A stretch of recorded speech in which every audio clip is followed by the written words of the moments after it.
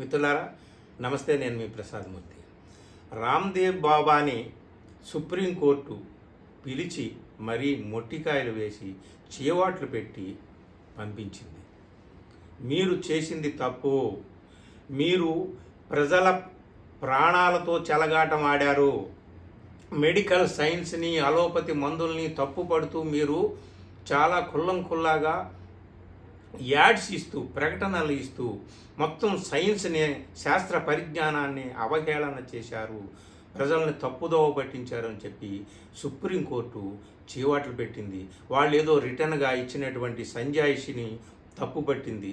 మీరు ఏదో కంటి తుడుపుగా ఇచ్చిన సంజాయిషిలాగా ఉంది, కానీ మీలో ఒక విధమైనటువంటి చిత్తశుద్ధి కానీ నిజాయితీ కానీ మీ ద్వారా తప్పు జరిగింది అనేటటువంటి ఒక పశ్చాత్తాపం కానీ మాకు కనిపించలేదు అనేటటువంటి భావం సుప్రీంకోర్టు రామ్దేవ్ బాబా, ఆయన managing director Patanjali organisation managing director Acharya Balakrishna ఇద్దరికి కూడా చివాట్లు పెట్టింది.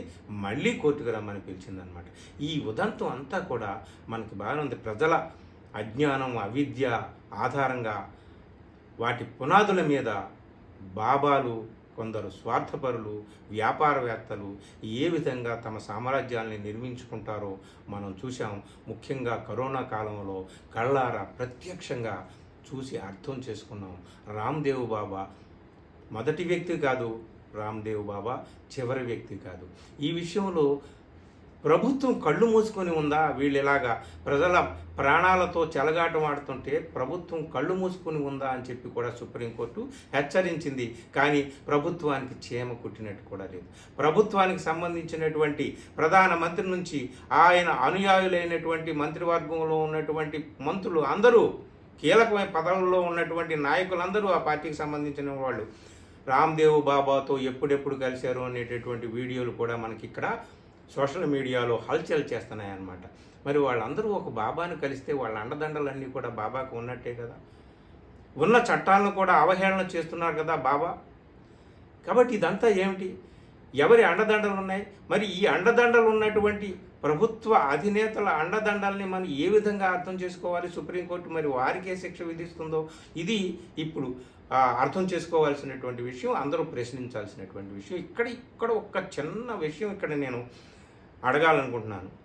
సరే, రామ్దేవ్ బాబా తప్పుడు మందులు సృష్టించి సైన్స్ కరెక్ట్ కాదు, అలోపతి కరెక్ట్ కాదు, మా మందులే వాడండి, అన్నిటికీ పరమ ఔషధం, దివ్య ఔషధం, ఇదే దైవదత్తమైన ఔషధం, దీన్ని తీసుకుంటే మీరు ఈ సర్వరోగాలు నివారింపబడతాయని చెప్తున్నాడు కదా. ఇది మోసము, కుట్ర, ఇది దగా, ప్రజలతో ఆడుకుంటున్నటువంటిది అని చెప్తున్నాం.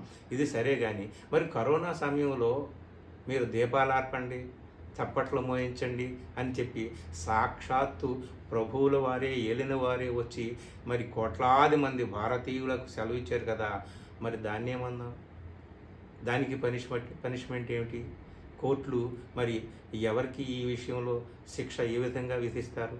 అంటే అటు బాబాలు, ఇటు ఏలినవారు అందరూ కూడా ప్రజల అజ్ఞానం మీద, ప్రజల అమాయకత్వం మీద, ప్రజల అవిద్య మీద ఇంత దారుణమైనటువంటి వ్యాపారం, రాజకీయ వ్యాపారం కావచ్చు, ధన వ్యాపారం కావచ్చు, సాంస్కృతిక వ్యాపారం కావచ్చు, ఏదైనా కుల్లా జరుగుతుంది. దీని గురించి కూడా కోర్టులు ఆలోచించాలి. తప్పనిసరిగా కోర్టులు ఆలోచించకపోయినా సామాన్యుడు ప్రశ్నించాలి తప్పనిసరిగా. Thank you very much.